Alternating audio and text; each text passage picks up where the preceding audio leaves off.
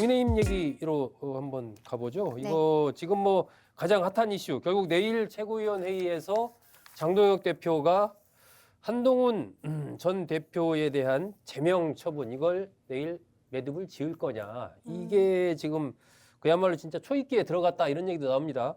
강진애 대변인께서 이거 지금 뭐 여러 가지 전망들이 많이 나오는데 대체적으로는 이런 흐름으로 그냥 가지 않겠냐 이런 시각이 좀 더 많은 것 같아요. 그렇죠. 그리고 저는 개인적으로는 내일 처리해야 된다고 생각합니다. 이- 당원 단규라는 게 있는 거고 한동훈 전 대표 측에서는 재심 신청 안 하겠다라고 본인이 이미 명시적으로 이야기를 했거든요. 네. 그리고 그 다음에 사과 메시지라고 하면서 영상이 나오기는 했습니다만 실질적으로 본인의 혐의점과 관련해서는 아무런 이야기를 하지 않고 계속적으로 조작되었다, 정치적인 보복이다 이런 형태의 주장들만 반복을 하고 있는 겁니다.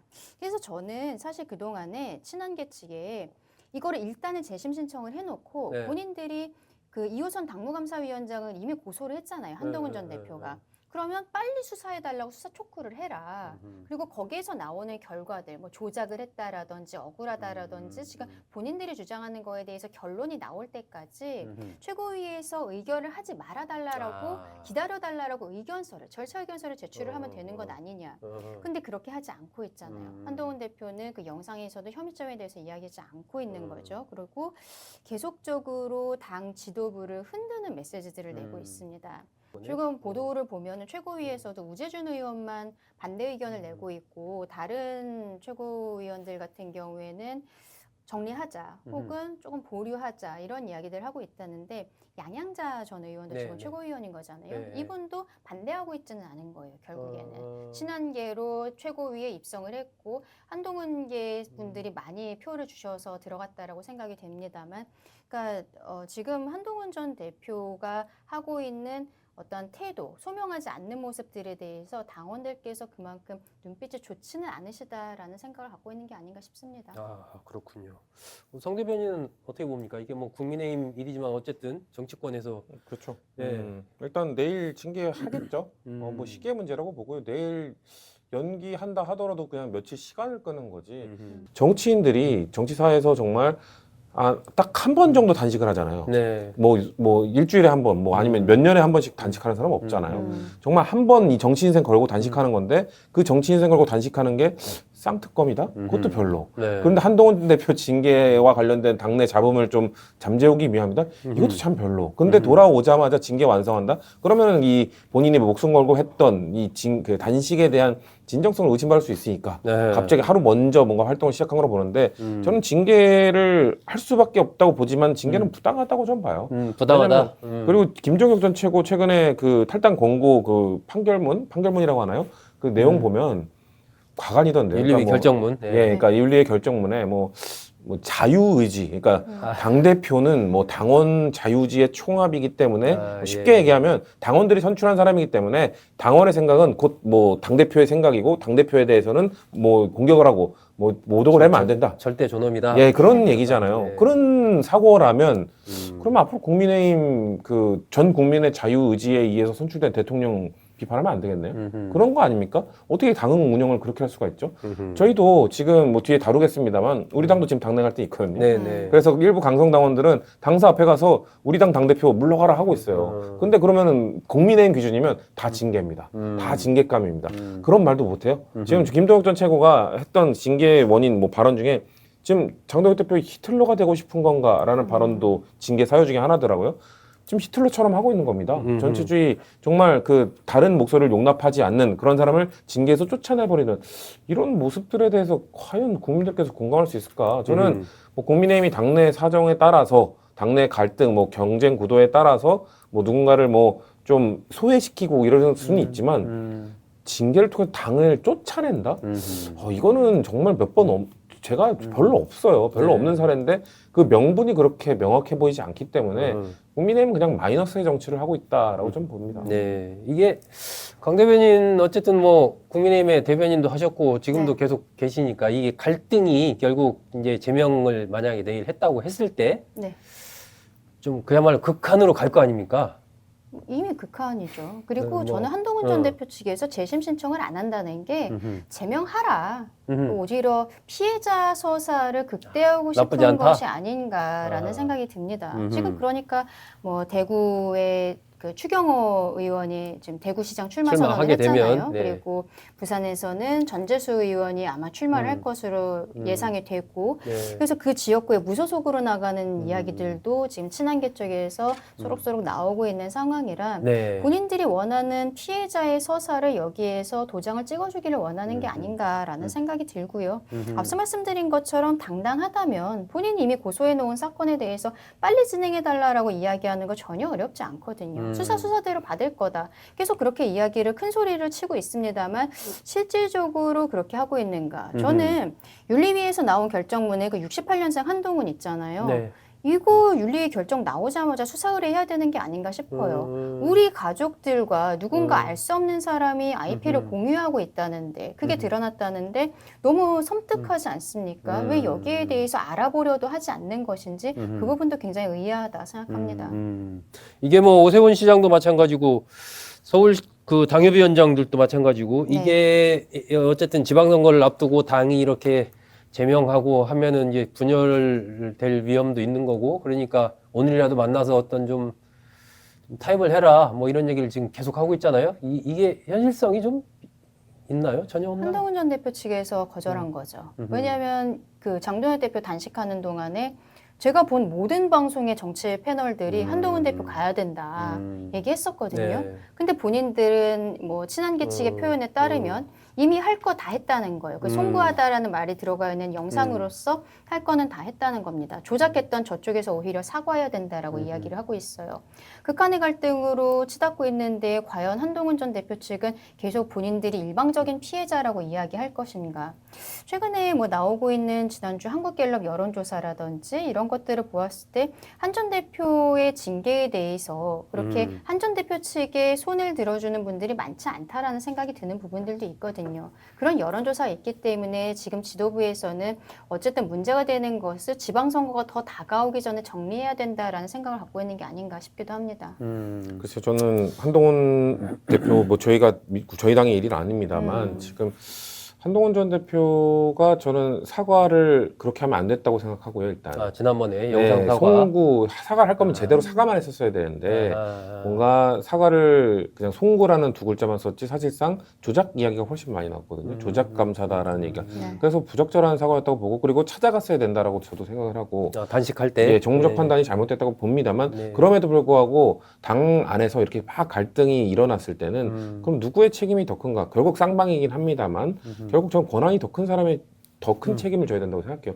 그러면은 장동훈 지도부죠. 당권파죠. 당권파가 더 많은 권한을 갖고 있기 때문에 이런 갈등에서 책임은 당연히 장동혁 대표가 더 크게 져야 된다고 생각을 하는 거고요. 네. 중재안이 이렇게 나오고 있는데 그거에 대해서 장동혁 대표도 사실 꿈쩍 안 하고 있거든요. 네. 뭐 물론 한동훈 전 대표도 그거에 대해서 뭐 IP를 뭐 어떻게 하고 검증하는 거를 하고 싶지 않겠죠. 안 하겠다고 하고는 있습니다만 그러면은 제가 생각하는 민주정당의 지도자라면 네. 어떻게든 안고 가기 위해서 왜냐면 아까 갤럽 여론조사를 말씀하셨습니다만 그렇다고 해서 뭐 압도적으로 제명해야 된다는 의견이 있는 것도 아니에요. 그렇죠. 당내에서 뭔가 약간 비슷비슷해요. 그렇죠. 당내에서 뭔가를 결정할 때 뭐 이거 다른 그냥 예를 드는 지표입니다. 55대 45 정도로 나왔다. 그러면 당대표가 강행할 수 있는 명분이 있는 건 아니에요. 그렇잖아요. 뭔가 45% 당내에서 반대하는 의견이 그 정도 있다. 압도적으로 뭐 9대 1이라 하더라도 뭔가 강행하기가 어려운 게 민주주의 사회인데 지금 이 정도의 반대 여론이 있음에도 불구하고 이거를 추진한다? 글쎄요. 저는 장동혁 대표가 진짜 지방선거는 그냥 포기하신 거 아닌가. 네. 안 그래도 지금 저희 당 상황이 좋아요. 근데 이런 포기하는 듯한 행위를 계속하면 저희 당에서는 다 불건 없죠. 근데 이래도 되나 싶은 거죠. 그게 뭐 언론에서도 어쨌든 벌써부터 뭐 지방선거 패배 이후까지도 그냥 어쨌든 당권을 유지하려고 하는 거 아니냐 이런 얘기들도 나오더라고요. 자, 강 대표님. 대표가 아까 그 무소속 출마 아, 이야기가 예, 잠깐 예, 예. 나왔잖아요. 저는 못할 거라고 생각을 합니다. 음. 왜냐하면 지난 전당대회, 그러니까 장동혁 대표가 출마해서 당선된 전당대회에 한동훈 전 대표 안 나왔잖아요. 본인 대선 후보로도 나왔습니다만 결국 그때 전당대회는 본인이 나가봤자 되게 어렵다는 생각이 있었고, 조경태 의원이 친한계 쪽에서는 나왔었잖아요. 그리고 마지막에 뭐 최악이 아닌 뭐 차악 뭐 이런 이야기들도 하고, 결국 한동훈 전 대표가 본인이 직접 나서는 것에 대해서는 굉장히 어려움이 있다는 것, 특히 뭐 신당 창당이라든지 이게 여의치 않다는 것에 대해서 그 한계점에 대해서는 분명히 인식을 하고 있다고 생각하는데, 그렇다면 지금 지도부와 어떻게 조화롭게 갈 것인지 그쪽에서도 저는 진지하게 생각을 해야 된다고 봅니다. 네. 지금처럼 단순히 본인들은 피해자다, 피해자 서사로만 완성시키려고 하는 이 태도도 저는 좀 문제가 있지 않나 그렇게 생각합니다. 결국 대구 출마 이런 거 못 할 거다. 네. 그 오늘 보도 보면 뭐 대한감일에 저 해서 초재선 의원들 해서 만약에 내일 징계하면 개혁신당 쪽과도 좀 접촉을 하고 뭐 여러 가지 움직임을 가져가겠다 뭐 그런 얘기도 나오더라고요. 그런 맥락은 어떻게 봐야 돼요?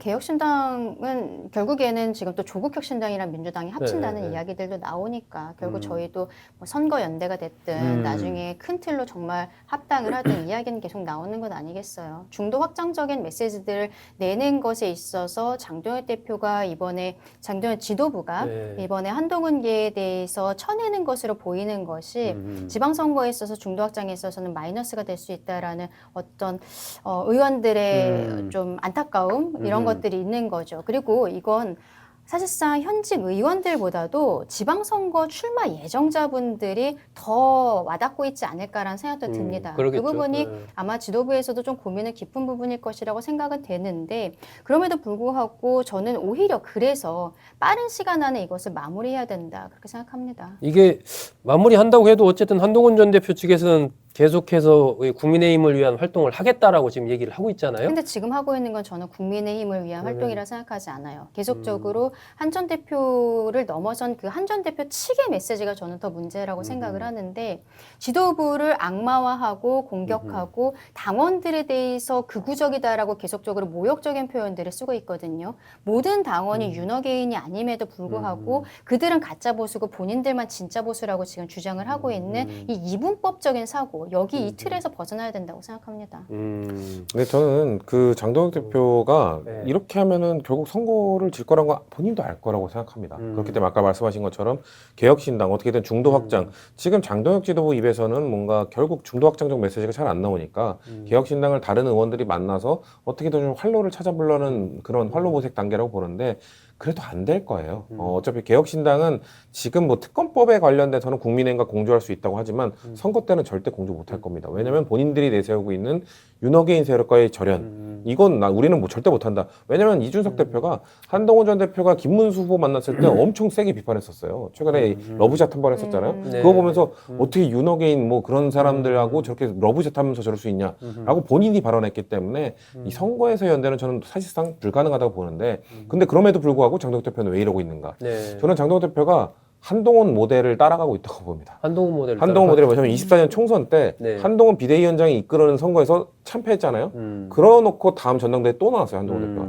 근데 그 당시에는 모든 사람들이 그 총선의 패배는 윤석열 전 대통령과 김건희 여사에게 있다고 생각을 했습니다만, 근데 그럼에도 불구하고 장동혁 대표가 볼 때는 그래, 전국 선거에서 패배한 이후에 또 전당대회에 나가서 당선된 한동훈 사례도 있잖아.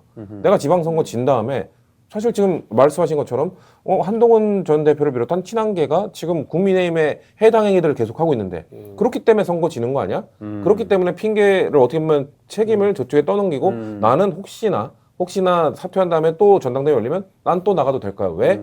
이번에 구축한 강력한 이 강성당원들의 강성당원들의 있으니까. 지지가 있으니까 이걸 통해서 당선이 또 되면 되니까, 그 한동훈 모델처럼 내가 그 직후 전당대회 충분히 나갈 명분이 있다. 만약에 그때 친한계가 왜 지방선거에 대한 책임을 지지 않고 또 나오느냐 하면은 똑같이 되돌려줘야지. 너네들 때문이야, 이런 한동훈 전 대표도 그때 나오지 않았느냐라는 핑계를 댈 거라고 보기 때문에 아하. 그래서 지금 이렇게 강행하고 있는 걸로 좀 봐요. 참 답없는 행동이 계속될 거다. 답답하긴 그 합니다. 강 대변인은 한동훈 전 대표가 어떻게 할 걸로 봅니까? 제명됐다 그러면. 글쎄요, 뭐 지금 이번에 정성국 의원 인터뷰를 보니까 네. 그 의원들, 친한계 의원들 같은 경우에는 탈당할 의사가 전혀 없다라는 걸 명확히 하고 있더라고요. 본인들은 당을 지켜야 되고 한동훈 전 네. 대표가 돌아올 공통적인 때를 얘기예요. 위해서 뭐 준비를 하고 있겠다라는 형태로 얘기를 하겠습니다만 실질적으로 할 수 있는 거는 소송밖에 없겠죠. 소송. 네, 소송 김경수 씨 같은 경우 소송하겠다라고 이야기를 하고 있습니다만, 근데 한 전 대표가 계속적으로 어떤 문제 제기를 소송의 형태로 하는 게 법조인 한동훈을 부각시킬 수는 있겠지만 정치인 한동훈을 부각시키지는 못한다고 생각하거든요. 정치는 법으로 한 게 아니라 만나서 서로 대화하고 설득하는 과정이 있어야 되는 건데 지금 한동훈 전 대표가 보여주고 있는 태도는 저는 그렇지는 않다고 생각을 합니다. 만약에 제명 결정이 나서 이제 확정이 되게 된다면 한 전 대표 측에서는 잠시간은 좀 조용하게 있는 시간을 갖지 않을까. 하지만 저는 그건 약간 제가 그랬으면 좋겠다라고 생각하는 부분이 있고 한 전 대표는 조용히 있어도 친한계 스피커들은 계속적으로 목소리를 낼 거다라고 봅니다. 이미 뭐 저 잠실운동장인가요? 네. 그 북콘서트도 예약도 2월 초에 대규모로 하겠다는 거 네. 아닙니까? 새해를 보여주는 것을 계속하겠다. 가만히 있지 않을 것 같은데요. 그러니까요. 정치권에서 뭔가- 잊혀지는 건 곧 그 정치 생명의 끝과 죽음이죠. 다름없기 때문에 출마는 고민할 것 같아요. 출마는 어려울 것 같고 왜냐면은 근데 끝까지 전 출마 준비와 냄새는 풍겨야 된다. 그래서 여론조사에 잡혀야 된다. 여론조사에 잡혔는데 만약에 무의미한 수치가 나온다? 그러면 난 생각이 없다라고 후퇴를 하면 되고 근데 유의미한 수치가 나오면 명분이 생기는 거거든요. 그렇기 때문에 저는 아마 수도권 출마는 무소속도 어렵겠지만 왜냐면 수도권은 지금 안 그래도 민주당이 유리한데 네. 거기에 나오면 방해만 하는 꼴이 되니까 그래서 뭐 대구나 좀 경북이나 이런 쪽에 가서 특히 대구가 유일한 해법이라고 보는데 근데 대구도 지금 어려워진 게 사실 이번에 박근혜 전 대통령이 뭐 박근혜 전 대통령 영향력이 얼마나 남아있을지 모르겠습니다. 그래도 상징적인 분이잖아요. 하나 들이밀었죠. 그렇죠. 상징적인 네. 분이 유영아 의원을 대동하고 네. 장동혁 대표의 단식을 풀어주는 역할을 했기 때문에 아마 지방선거 때 적어도 대구의 선거에서는 박근혜 전 대통령이 영향력을 행사할 거라고 보거든요. 그러면은 한동훈 전 대표의 이 입지가 좋아질 수밖에 없죠. 그럼 대구에서도 무소속 출마가 어려워지기 때문에 일단 북콘서트나 이런 것들을 통해서 최대한 잊혀지지 않는 행위들을 하고 그런 다음에 아까 친한계 패널들이 얘기할 거라고 했습니다만 친한계 패널들은 사실 스피커 볼륨이 작아요. 지금 한동훈 전 대표 스스로 뭔가 하지 않으면 잊혀질 겁니다. 그렇기 때문에 저는 글쎄 장동혁 대표가 이끄는 지도부가 지방선거 패배할 때까지 기다려야지 그럼 그 기간만큼 잊혀지는 겁니다. 정치에서 잊혀진다는 거는 그만큼 사실상 정치 생명이 떨어지는 거라고 보기 때문에 저는 어떻게든 뭐든 출마든 뭐든 다 할 수 있는 수단을 다 동원하는 게 정무적으로 맞다고 보는데 근데 모르겠어요. 지금까지 아까 제가 사과 방식도 그랬고 그동안에 찾아가지 않은 해보면- 것도 그렇고 정무적 판단이 그렇게 좋은 것 같지는 않아요. 네. 근데 그래서 박근혜 전 대통령이 이제 장동혁 대표의 단식장에 온 것도 한동훈 전 대표와의 그 악연 이것들을 말씀하시는 분들이 많거든요. 한동훈 전 대표가 박근혜 전 대통령에 대해서 구형을 했었던 이런 사람이기 때문에 한동훈만은 안 된다라는 메시지를 강성 지지층들에게 준 것이 아니냐. 한동훈 전 대표 가지 않았잖아요. 결국 끝까지 단식장에. 그런 메시지들도 지금 읽히고 있는 부분들이 있고 한 전 대표 측에서는 약간 뼈아파 보이는 게 뭐냐면요. 이번 단식 과정에서 많은 사람들이 왔어요. 뭐 이준석 전 대표도 왔는데 유승민 전 대표가 왔어요. 유승민 전 대표가 올 거라고 아무도 생각을 못 했거든요. 요즘 굉장히 조용히 지내시는 분인데 어떻게 보면은 저희 국민의힘에서 중도 보수로서 딱 입지가 있는 분이란 말인 거죠. 상징성이 있죠. 그러면은 네. 이분이 지금 와서 장동혁 대표에게 손을 내밀었다는 것은 이번 지방선거 과정에서 한동훈이 없어도 우리가 중도 보수에게 꺼내놓을 수 있는 카드로서 유승민이라는 사람이 있다는 것. 이거를 국민들께 보여드릴 수 있는 거예요. 그러면 한 전 대표는 본인만 있는 게 아닌 게 되어버리는 거죠.